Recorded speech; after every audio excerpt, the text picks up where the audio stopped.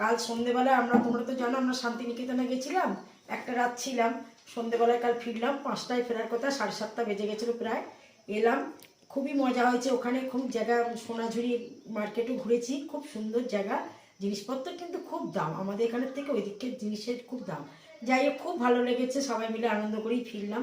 বাড়িতে এসে আর এক ঝামেলা, আর বলো না, বাড়ির বউদের বলে গেছিলাম চিনিকে পিটুকে খেতে দিতে, পিটু নাকি দুদিন আসেনি। যাই হোক, খোঁজ নিচ্ছিলাম ওখান থেকে। পরে এসেছি যখন, চিনি আমার পা কামড়ে ধরছে, আর আমি ওই আমার মেয়েদের ঘরের দিকে একটা ঘর আছে, ওই ঘরেতে জামা কাপড় বাক্স টাক্স রাখতে গেছিলাম, ওখানে এত কুয়াশায় যদি কাচতে না পারি পরের দিন, রাখতে গিয়ে দেখছি ও আলমারির তলায় শুয়ে পড়ে টানাটানি মানে লাফালাফি করছে। আমার মেয়ে ল্যাজ ধরে টানতে গেল, দেখি কিচ্ছু করছে না। আমি বললাম ধরিস না। তারপরে কেন, মেয়ে তখন বলছে মা পিটুকে দেখতে পাচ্ছি না, পিটু তো পিটু পিটু করে চিৎকার করছে। পরে আলমারির পাল্লাটা খুললাম, দেখলাম পিটু ঝাপাং করে লাফিয়ে পড়লো।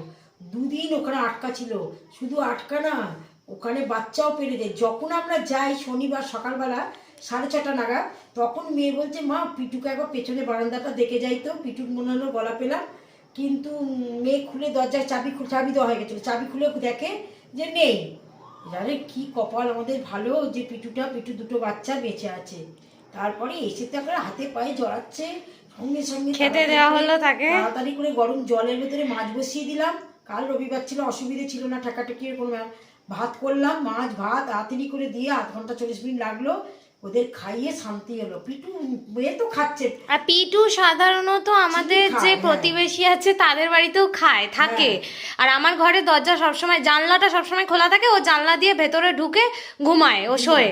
কিন্তু এবারে না আমরা ভেবেছিলাম চিনির জন্য বাচ্চা হবে না এখানে, কারণ এখানে দেবে না, কারণ চিনি ওর গায়ে পড়ছে বলে ও আবার ইয়ে করছে না। যাই হোক, পিটু দুটো বাচ্চা সবাই ঠিক আছে এখন। ওরা আলমারির নিচে খাপে রয়েছে, নিচে খাপটা রেখেছে, মেয়ে এখন জিনিসপত্র সরিয়ে ঠিক করে গুছিয়ে আকারে দিয়েছে, ঠিক আছে। আর কি দিয়ে, এগুলো পোশাক পুজো দিয়েছিলাম কঙ্কালী মায়ের ওখানে। এটা হচ্ছে প্যারা, আর এই যে গুড় ওখানে 120 টাকা দিয়ে 1 কেজি এনেছি, খুব ভালো গুড়।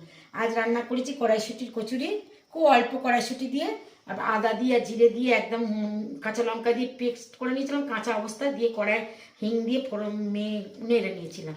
আচ্ছা, এই আর হচ্ছে ইয়েটা বলো, ময়দাটা মাখা হয়েছে ছাতু দিয়ে ময়দাটা মেখেছে আমার মেয়ে, ওতে একটু সাদা তেল দেওয়া হয়েছে, একটু মিষ্টি দেওয়া হয়েছে, নুন দেওয়া হয়েছে, ওইটা মাখার মধ্যে এই পুরটা ঢুকিয়ে করা হয়েছে।